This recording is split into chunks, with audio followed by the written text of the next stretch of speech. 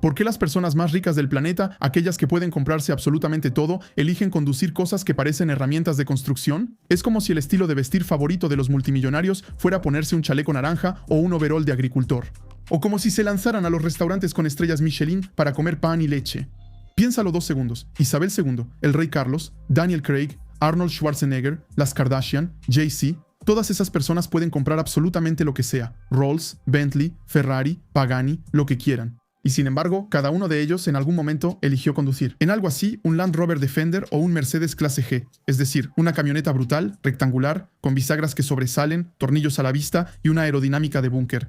Incluso en TikTok, los contenidos de motivación para volverse millonario muestran estos autos junto a los Lambos. Y en Singapur, Mónaco o Dubái son prácticamente autos oficiales. A primera vista, uno podría pensar que le gusta a la gente porque es cool, es auténtico, ya conocemos la historia. Pero eso sería pasar completamente por alto el tema. En un momento en que toda la industria del lujo avanza hacia objetos pulidos, de alto rendimiento y tecnológicos, los verdaderamente ricos han decidido ir completamente en la dirección opuesta. Y pensándolo bien, me di cuenta de que este tema es mucho más profundo de lo que parece. Y que nos dice algo muy específico sobre en qué se ha convertido el lujo automotriz hoy en día. ¡Qué coincidencia! En 2016, justo antes del lanzamiento del nuevo Defender, del que hablaremos un poco más adelante en este video, yo estaba en los equipos de diseño exterior del estudio Land Rover, así que en este video les voy a revelar lo que entendí desde adentro. Y van a ver que la pregunta de por qué los ricos quieren todos manejar un tractor nos va a llevar en un viaje que prácticamente remonta a los orígenes de la historia del automóvil moderno. Un viaje que nos va a hacer explorar muchas historias paralelas del universo automotriz que nadie cuenta juntas, pero que en realidad tienen el mismo fundamento. Y para entender este fenómeno, hay que remontarse en el tiempo e ir a la orilla de una playa en el norte de Gales durante el verano de 1947.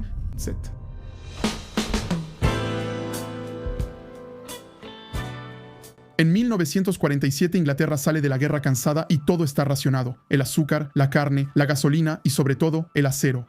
Y en ese contexto, un fabricante que hoy solo recuerda a la gente mayor, Rover, está al borde de la quiebra. Su fábrica histórica en Coventry fue destruida por los bombardeos durante la guerra y el gobierno les prestó un antiguo sitio secreto en Solihull, al sur de Birmingham. Un edificio rústico que había sido construido discretamente en 1936 para fabricar los motores de aviones de la Real Fuerza Aérea Británica en caso de que estallara la guerra con la Alemania nazi. Durante todo el conflicto, de ahí salían los motores de los bombarderos ingleses, y cuando Rover recupera el edificio en 1945, es una fábrica de aviones. Excepto que Rover, en esa época, es un fabricante de sedanes de lujo para la alta burguesía inglesa, y en una Inglaterra donde todo está destruido, ya nadie puede permitirse comprar su auto. Así que la empresa está muriendo poco a poco. Y es ahí donde entra en escena el héroe de esta historia, que se llama Maurice Wilks. Es el ingeniero en jefe de Rover, y su hermano Spencer es el director general de la empresa. Bueno, entonces Maurice, ya verán, es un personaje extraordinario. Nació en 1904 y se convirtió en ingeniero en jefe de Rover a los 26 años.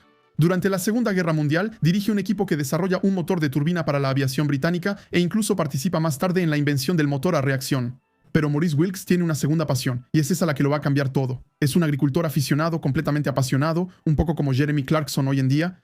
Los hermanos Wilks poseen 2 granjas en el norte de Gales, donde Maurice pasa todos sus fines de semana. Y para trabajar en sus tierras, transportar heno y mover el ganado, se compró un excedente militar estadounidense, una Willys del ejército americano, que ha estado usando desde el final de la guerra. Maurice adora su Jeep, pero también le ve todos los defectos. En el fondo, es un vehículo de combate y no realmente una herramienta agrícola. Así que aunque la Jeep podía atravesar los terrenos, no tenía la fuerza que un agricultor espera de un tractor para conectar sus herramientas. En resumen, para él es una herramienta incompleta.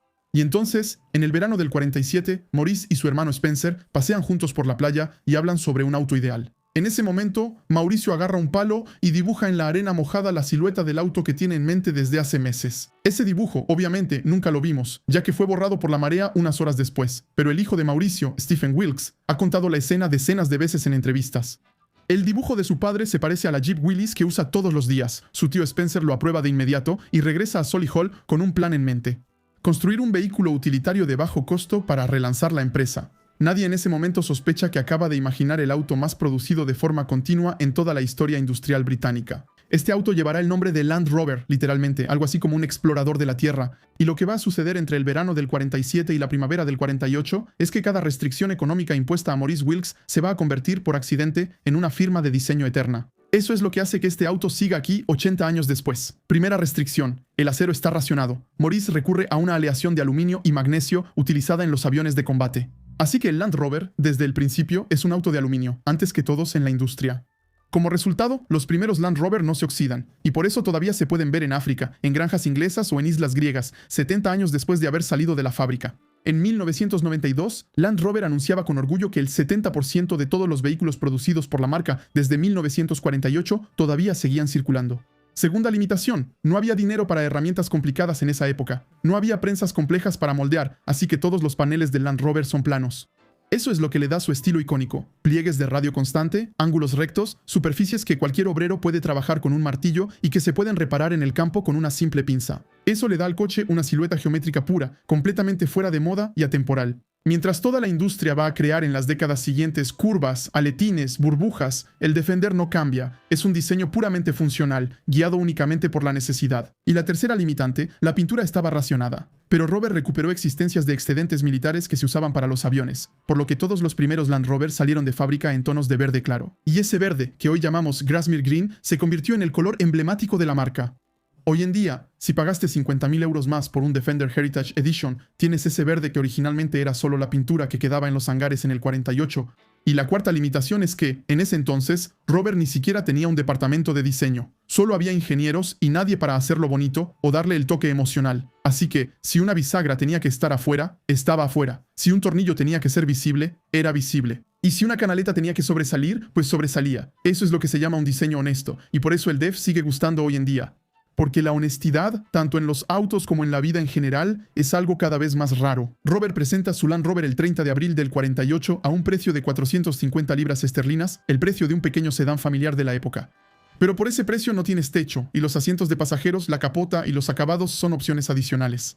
Es oficialmente el auto más austero de toda la exposición, y los competidores se burlan abiertamente. Incluso en Rover, gran parte del personal es escéptico. El auto nació de la improvisación, fue diseñado en una playa e inspirado en una copia estadounidense. Nadie apuesta ni un centavo por él internamente, y el proyecto está oficialmente clasificado como una solución temporal, es decir, un parche.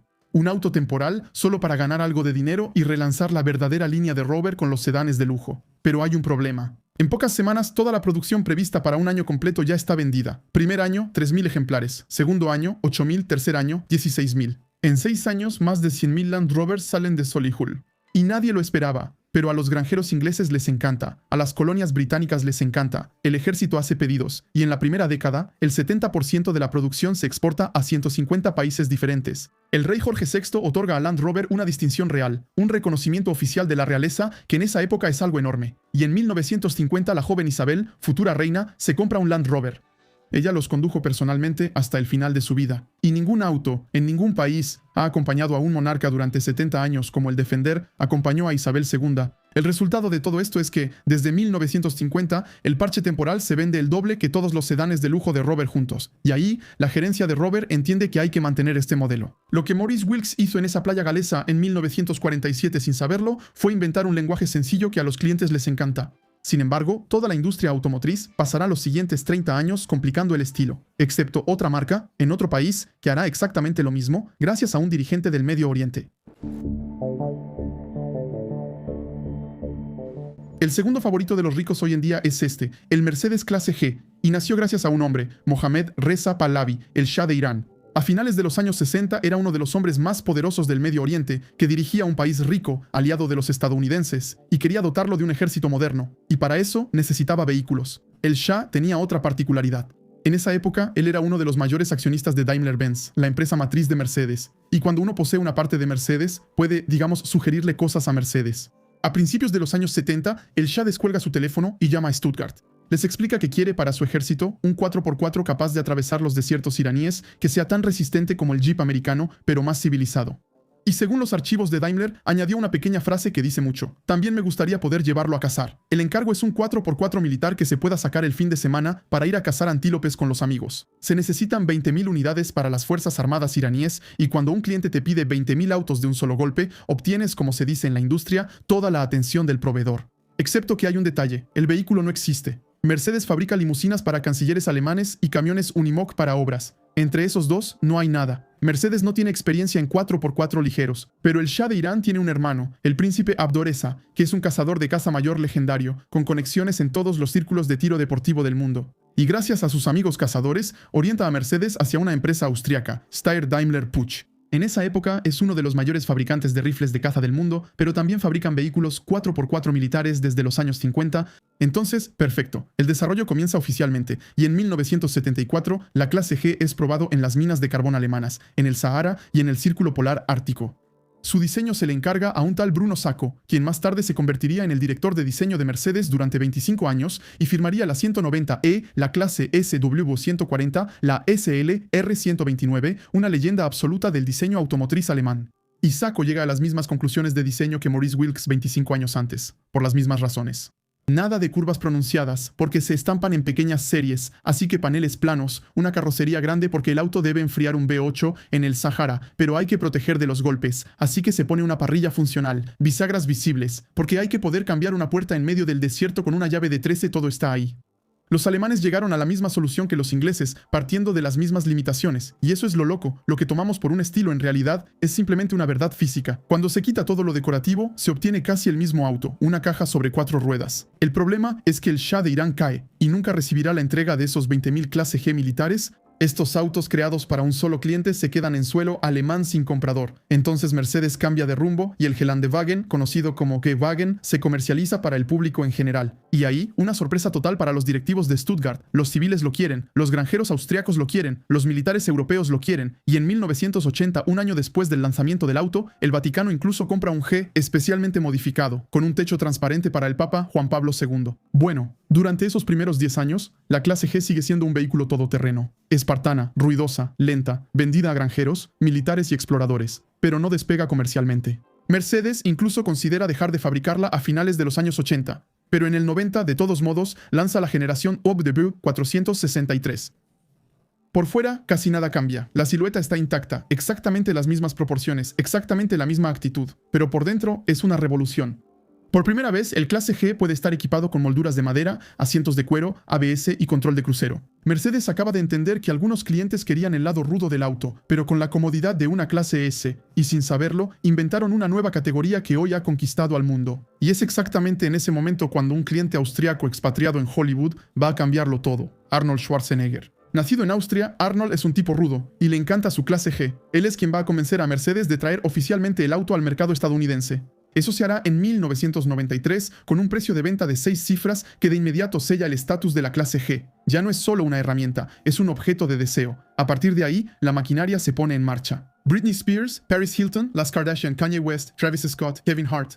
A partir de los años 2000, se volvió imposible abrir una revista de celebridades sin ver una clase G, estacionada frente a un restaurante en Beverly Hills. Pero a mediados de los años 2000 Mercedes decide reemplazar su clase G por una nueva camioneta más moderna, más aerodinámica y más racional, la GL. El plan industrial es claro. La GL toma el lugar de la clase G, que es demasiado contaminante y anticuada, y pasamos a una nueva era, excepto que los clientes se niegan. No quieren la GL, quieren la G, la cuadrada, la verdadera. Entonces Mercedes da marcha atrás y la clase G sigue siendo producida, lo que la convierte oficialmente en el modelo producido durante más tiempo en toda la historia de Daimler. Así que recuerden bien esto, Mercedes intentó eliminar la clase G, pero fue el mercado quien la salvó en contra de la opinión de su propio fabricante. Tengan eso en mente, porque vamos a volver a este tema en las siguientes partes. La clase G de 1979 y la clase G que se compra nueva en 2026 salen de la misma fábrica, en Graz, Austria. En 2025 superaron la marca de las 600.000 unidades y el crecimiento no se detiene, ya que 2025 fue su mejor año.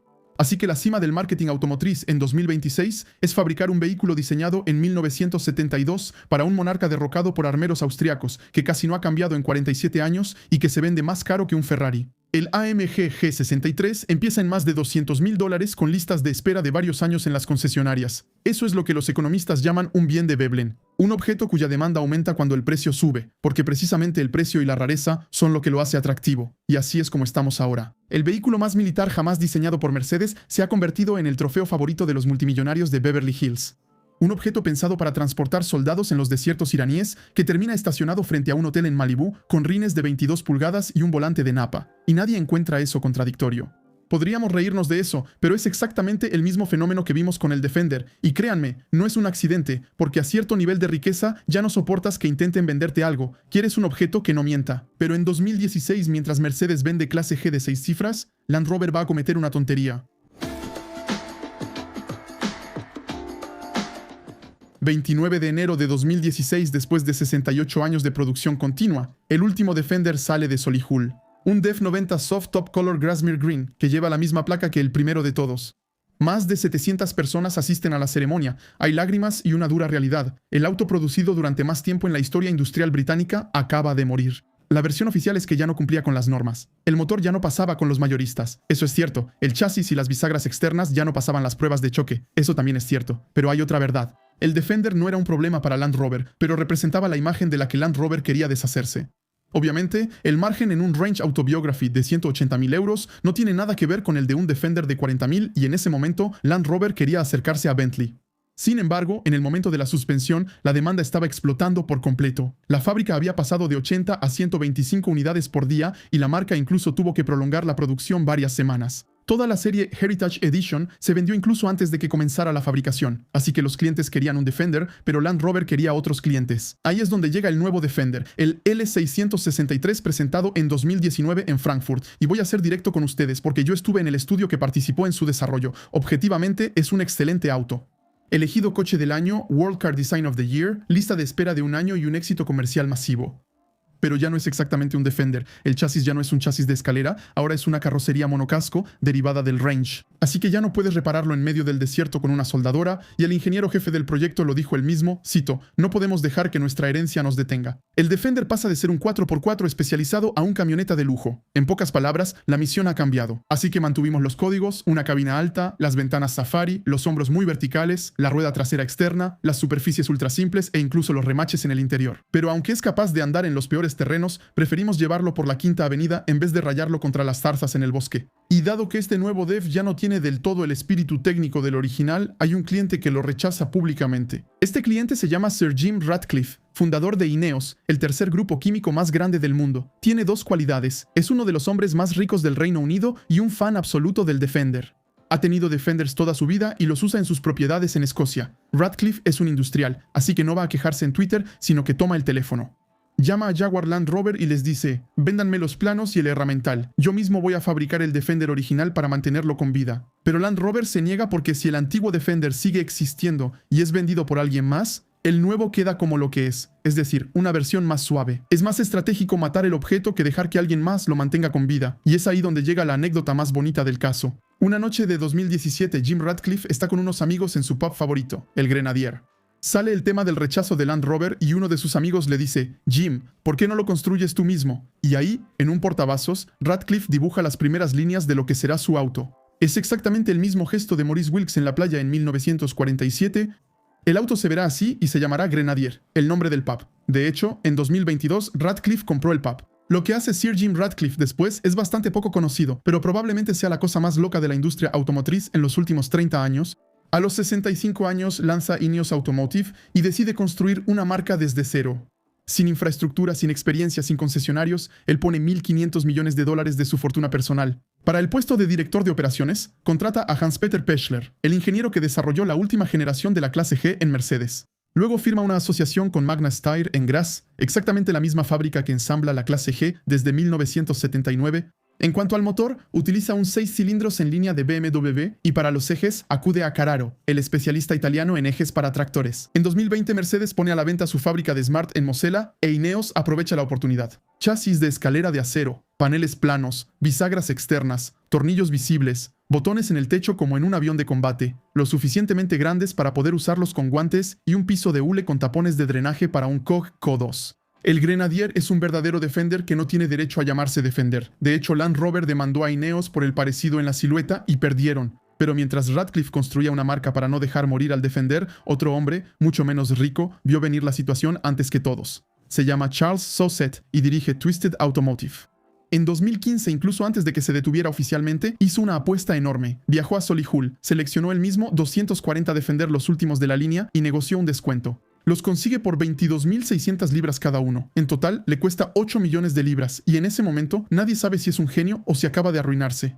10 años después, esos Defender modificados por Twisted, que al principio se vendían por 70.000 libras, hoy se venden entre 180.000 y 320.000 libras. Su clientela son estrellas británicas, familias reales del Golfo y hombres de negocios que compran un Defender usado modificado más caro que un Bentley Continental nuevo. Así que en 2026, aquí está el panorama. Land Rover vende el L663 a ejecutivos que quieren cuero y acabados en negro piano. Ineos vende el Grenadier a granjeros muy ricos. Twisted vende el Defender anterior a 2016 a Reyes del Golfo por el precio de un Ferrari. Al final, cuando Land Rover quiso matar al Defender, creó la hidra de Lerna del automóvil, un animal mitológico cuya cabeza vuelve a crecer doble cada vez que intentan cortarla. Y para responder a la pregunta de por qué los ricos quieren conducir un tractor, tenemos que preguntarnos qué entendieron Radcliffe, Fawcett, el príncipe Carlos, Daniel Craig y todos los dueños de clase G que la industria automotriz todavía se niega a admitir.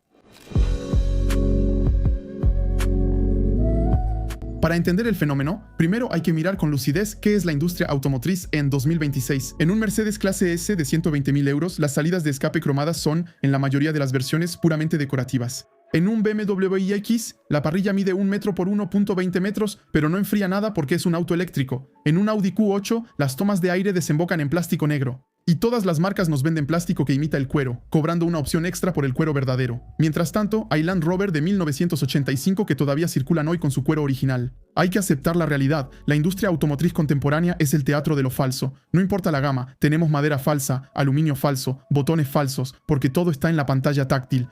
Y ahí llegamos a la paradoja. Mientras más un auto intenta agradar, más rápido envejece. Las luces LED como firma luminosa ya se volvieron pasadas de moda. La pantalla central de 8 pulgadas es ridícula al lado de las pantallas de 17 pulgadas de hoy. Y las pantallas de hoy, de todos modos, al final se van a descomponer. Pero eso es otro tema. Ahora, un clase G, un Grenadier o un Defender parecen eternos. No pasados de moda, no anticuados, no envejecidos. Y es lo mismo para un Porsche 911 de 1989 y eso explica el éxito del preparador Singer, por ejemplo. Un auto que sigue la moda queda atrapado por la moda. Y cuando la moda cambia, se vuelve ridículo.